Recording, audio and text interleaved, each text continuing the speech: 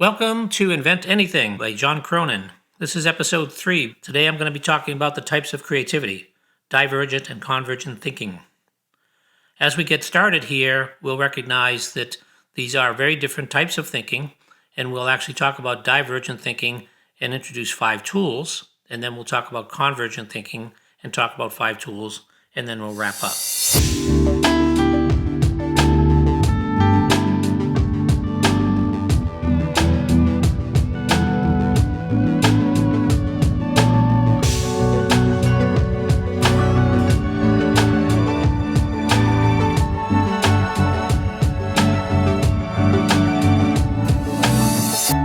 While we're getting started here, it might be good to point out who you might be in the audience and what you could take away from this. If you're listening to this because you want to learn facilitation techniques, this is exactly one of the right episodes to listen to. But on the other hand, if you're individuals and you're trying to improve your own personal creativity, these tools certainly work, and they can be done silently by you or with a couple of people at the workplace. They're also very useful for things like creating reports to show that how you created a lot of options and then how you systematically selected those options. But there's also very interesting for improving your skill with people. I call this kind of the secret facilitator, using these tools and techniques in conversation seamlessly where people don't know that you're actually facilitating. And we'll talk a lot about that because it'll improve your skill with people. And talking about skill with people, on Amazon there's a great book for $3.95 called Skill with People by Les Giblin. I must have read it 20, 30 times in my life. As I started figuring out a way to have further skill with people, I recognized that this creative thinking process and some of these tools and techniques can basically really work well with the amplification of your skills with people. Well, where did this whole idea of divergent and convergent thinking come from? It actually came from a gentleman by the name of Alex Osborn, who in 1953 wrote a book called Applied Imagination. Basically, he's considered the father of brainstorming. He was the first person, I believe, to use that term. He's also author of other creativity tools, tools you might have heard like Scamper, etc. Alex Osborn was challenged. He was a consultant in this time period, and he was challenged by a CEO to work with a marketing group to help them come up with better ideas.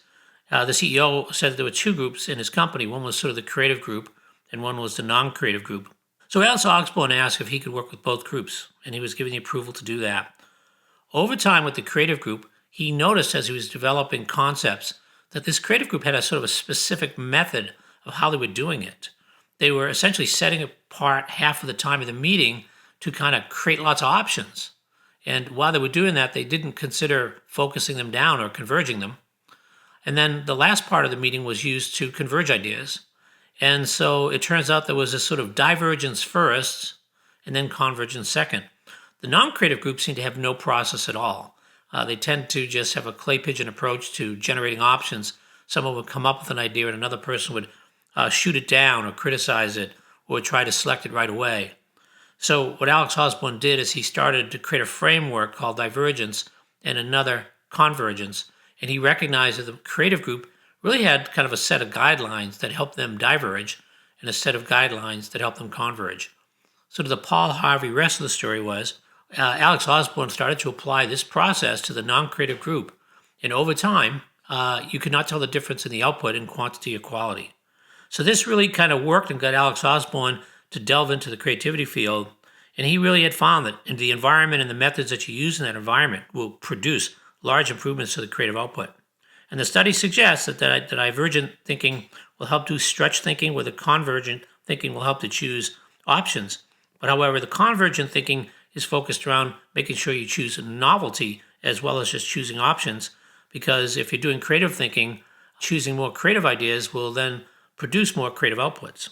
So we'll talk about the guidelines, but as a little trick, you can go to Google Images and just type in divergent thinking or convergent thinking, and you'll see all sorts of images that you could print out and maybe stick on your wall or use for your meetings. Well, let's go. Let's talk about divergent thinking. What this is a way to come up with many concepts. And in creative behavior, what you find is when you ask people for options or ideas, it seems to go up right away. And if you're plotting sort of y-axis being the number of ideas and x-axis being time, what happens is the number of ideas go up and up and up and then slowly slow down and then go down and down and down per unit time and then stop, almost as if there's no ideas left. What we found is if we introduce a new tool or technique, we can then go back up in round 2, up and up and up and down and down and down again. And we could do this really forever. But importantly, around the 3rd or the 4th round is where the novel ideas come out. You see, in the first sort of generation of options or ideas, you're really flushing your head out of all the ideas you've had, more normal business as usual ideas. But as you start to stretch your thinking through more divergence, you end up with higher quality outputs. And why not diverge, right? I mean, your brain is wired to do it. So what Alice Osborn found in Divergent, and these are the guidelines, is that it's important to defer judgment, to freewheel, to seek to combine, strive for quantity. And just imagine if you're that secret facilitator for a moment in conversation, where you could literally ask the person you're talking to. You could say, why couldn't we just defer judgment for a moment and let's talk about the idea? You see, that's a way to get people to provide even more input, more ideas. You can test your own fluency of ideas. We won't do it here today, but you could literally start a counter and give yourself, say, 60 seconds and ask yourself, how many options or ideas can you come up with by thinking about a screw or a washer or a bolt? Just pick one of them. What you'll find is that in 60 seconds, the average person might come up with 7 or 8 options or ideas. More fluent people will come up with 10, 12. Very high fluent people will come up with 15 to 20. I myself, over a number of times, have gotten it up to 40 or 50 ideas or options of a washer or a screw or a nut. You should try it because fluency is one of the behaviors that we're trying to improve when we start talking about divergence. So there are 5 tools, and we'll separate them into 2 groups. The first is groups are 3 tools that are best used with groups or individuals. The last 2 tools we'll interact with are also used with groups or individuals, but they are also extremely useful for that secret facilitator. So the first tool might seem extremely simple. It's called the blank list. And the blank list would say that you have a list predefined with 10 or 20 or 30 or 40 or 50 or 100 items. And what you do is you diverge options, but you force yourself to fill in the blanks. So in advance, you can say to yourself, I'm going to create 20 options here, 20 ideas to solve this problem or around this topic. And by forcing yourself to get to a number of ideas, you will find that you diverge much better. And if you do this to yourself over and over again, what you'll find is that you'll improve your fluency because every time you're using this tool, you're doing it and testing yourself to sort of stretch yourself. You can do this really any place. And I used to, on my ride between work and home, and I talked about my mentor Bruce Bertelson in episode 1, where he was training me to invent. One of the areas I thought that I needed to improve myself was fluency. So I literally would take a problem as a Post-it note, stick it on my dashboard of my car, and then have a tape recorder and literally tape record in how many ideas I had. And I used to, from that first 20-minute drive, have 4 or 5 ideas. But as I got better and better and better at it, I could get 20, 30, 40, even 50 ideas on my ride home. So you can train yourself to be more fluent. And the exercises are very simple. The next tool, the second tool for divergence, is diverging out loud. This is best with groups and individuals. Basically, you define a topic, and basically what happens is you'll ask each person to generate options. You can do it round robin, or you can just do it and have it just being done random. And this continues until the group runs out. Seems simple enough, right?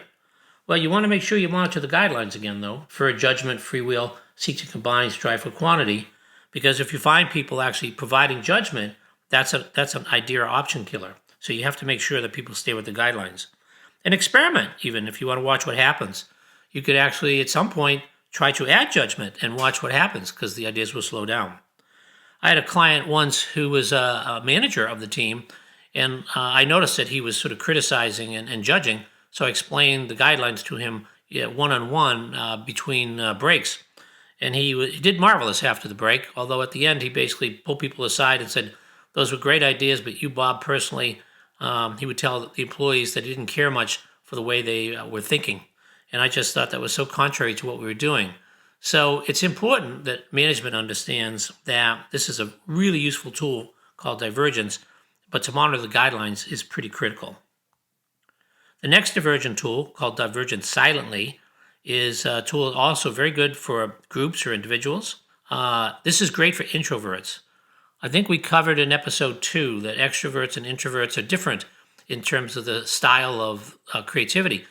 For instance, introverts tend to generate fewer but higher quality ideas, whereas extroverts tend to create lots of ideas, and most of them, are kind of off the wall or wouldn't work or really not to the point. So divergent silently is very important. Again, you define the topic, you restate the guidelines, each person writes down their ideas, and then once you're done, you watch the crowd, and then you round robin everybody saying their ideas out. This is a great secret facilitator trick, by the way. Asking groups to share out loud is one thing, but if you are basically a person in a session where you're the one jumping out with the ideas, if maybe in the next session you don't do that, you simply sit there silently, let everybody else come up with ideas, you write down your ideas, and at the end people look at you and you might explain a couple of ideas you had and say you'll just send by email the rest of the ideas because you didn't want to waste their time. But the trick could be that some of your best ideas weren't shared. So people start recognizing that you have lots of ideas, but when you're interacting with people, you don't have to push them directly yourself. It's a great trick. So this facilitation technique of divergence silently is, I think, always done best if you've already diverged out loud. If you ever diverge out loud, you should always diverge silently and vice versa. Because if you just diverge out loud and that's all you do, you'll be dealing only with the extroverts. Now the fourth divergent tool is pre-selected categories. And this is not only good with groups and individuals, but also great with the secret facilitator. Here what we do is we come up with the main topic, but what we do is create categories. And we ask the people to come up with options inside those categories. So it's a little bit more complex. It's still divergent, either out loud or silently, but you're asking them to do it within subtopics. You repeat this until all the categories are filled, and then the facilitator goes quickly through each category again, just to make sure there's any cleanup of any ideas that were missed. Let's sort of provide this as just an example. Suppose that I wanted to sit down in my kitchen and come up with sort of ideas that I'm going to do for cleaning the kitchen. Pretty simple, right? How many ideas do I have that I think maybe I can do on the weekend? Well, I might be doing that by scanning the room and thinking about what I would have to do. Let's do it a different way. Before we generate and diverge options for cleaning the kitchen, why don't we first generate a list of all the things in the kitchen? I have the stove, the refrigerator, I have the coffee maker, I have the sink, I have the chairs, I have the counter, I have the knife cutting board, I have the stove, I have all those things. But now with those categories, if I say, what would be some ideas in cleaning the refrigerator or ideas in cleaning the coffee maker, you will find that you end up with a tremendously large amount of ideas. The power of the human mind to focus successively at different levels has always intrigued me, and this is a wonderful way of getting going. The next divergent tool is called mind mapping by Tony Buzan. This is also very good for groups and for individuals and the secret facilitator. Note here that you can easily get on Amazon and find books about Tony Buzan. And note here that this technique is something they even taught kids in grade school. But what you do is you start off by generating a topic and putting a circle around it. Let's just say that you want to lose weight, and you put in the topic, I want to lose weight. And then you draw an arrow from that to another circle that you fill in, which is just a concept related to it, like no snacks. Or you go back to that center circle and come up with another one, like I'm going to count my chewing. And then what happens is if you're going to have no snacks, maybe from that circle it leads to another circle, which is don't eat before bed. And so what happens here is you're generating kind of a map of thoughts, all connected, with the root being how to be on a diet. It's a wonderful example of how to diverge because it gives you sort of a graphical connection to it as well. I once had dinner with Tony Buzan in the Auto World Club in the UK. Fascinating guy, and I hope you always remember to give him credit with this mind mapping technique. But we talked for about 2 or 3 hours on the difference between mind mapping and pre-selected categories. There's strength in both of them. One is creating the categories as you go, which is mind mapping. The other is getting the categories first and getting options from it. Let's bring up the next topic, convergent thinking. Convergence is something which I know you can do because you do it all the time. But using the guidelines is going to be super tough here because the guidelines for convergence are something that we generally don't follow at all. I think we're much better at convergence than we are at divergent. And that's because the brain is kind of wired to be the judge versus wired to be outwardly creative in terms of options. Why not converge with creativity in mind?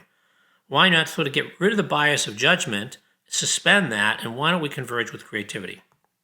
So if I talk about convergence, what Alex Osborn found and defined was 4 options, 4 guidelines. Stay on course is the first thing. Make sure that what you're converging on is what you had as the starting point that you wanted to do.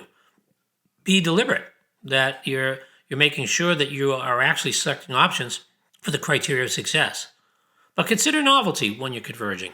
This is what Alex Osborn found. It's great to converge and go back to the ideas that you've done. It's even better to converge and come up with ideas that maybe are more novel. That means that the output would be novel, which then means you have creative output. And then, of course, using affirmative judgment is to look at ideas and be very affirming of them in terms of saying how good they are or how they could help versus criticizing. Warning here that the methods require that you could do a better job as a mental checklist if you had a poster on the wall of the convergent guidelines. Consider doing these in the order that I just mentioned: staying on course, being deliberate, consider novelty, and use affirmative judgment. And also keep the eye of novelty in this, because this is where creative output comes from. We did talk about novelty in sort of episode 2 of adapter versus innovator, and this is a great way if you're sort of an adapter to help choose innovative ideas, or if you're an innovator to help choose adaptive ideas. There are 5 convergent tools we're going to talk about, once again separated into 2 groups. For groups or individuals, we'll talk about the tools of categorization, multivoting, and evaluation matrix. And for groups or individuals or that secret facilitator, the tools of advantages, limitation, or uniqueness we call ALU, or the lion's den. Now, when we go through these 5 convergent tools, it turns out they're best done in order, whereas categorization deals with helping you define lots of options more quickly. Multivoting gets you through many options more quickly. You then compare it down to a set of options with criteria. That would be the evaluation matrix. And as you're getting down to 1 or 2 or 3 or 4 ideas you want to select from, using ALU or the lion's den is a great way of doing that. So let's talk about convergence. The first tool is called categorization, again, done best with groups or individuals. What happens here is that you ask a person to look at the options, maybe they're Post-it notes on the board, and what they do is they take that option and they create a category name for it. And they put that category name down and they put this option underneath it. They then look at the next option or idea and ask, does it fit in that category or not? If it doesn't, they create a new category name, and so on and so forth. And what happens is as you're converging all these ideas, before you do anything, you're at least getting them into categories. This is very, very powerful. Note that if you use pre-selected categories in divergence, that is, remember the kitchen, where you're pre-selecting categories are divergent. Well, if you've done that, this is automatic in this convergent tool. You've already got the categories. A couple of notes here that teams versus individuals can do the categorization. There could be variability in what the names of the categories are, but don't worry about that. It won't change the outcome much. Maybe sometimes one option belongs in 2 categories, and that's fine. Make a copy of it and put them in both. And sometimes at the end of it, it's very surprising. You say, you know what? We did all this divergence, but we missed a category. So why don't you create that category and go back and diverge for it? The second tool, multivoting, and this is doing it as a group in public, is also good with groups or individuals. But what happens here is you just take the total ideas on the whiteboard, if you will, or the total Post-it notes, and really give each person a set of dots to check. Maybe there's 100 options out there, and you give them a set of dots. Usually it's the number of dots is equal to the number of options divided by the number of people divided by 2. It's just kind of a rule of thumb. So if you had 100 options and you had 10 people, 100 divided by 10 is 10, and divided by 2, you give everybody 5 options. And what happens here is by doing this, you end up recognizing you can either define the criteria in advance or not. You could ask management not to vote or to be the last.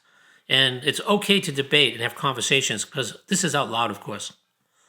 The next tool is a second part of this. This is multi-voting anonymously. It's the same process, but this time people don't go up and vote where you can see. You're asking them to vote on the number of ideas, 1 through 100, and they pass in their slip, and then someone tallies them up.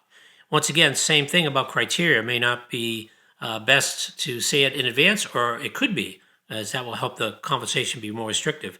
And conversation is not allowed here. It doesn't matter now if management goes first or not because they'll just be part of the crowd. The next conversion tool, again done well with groups or individuals, is called the evaluation matrix.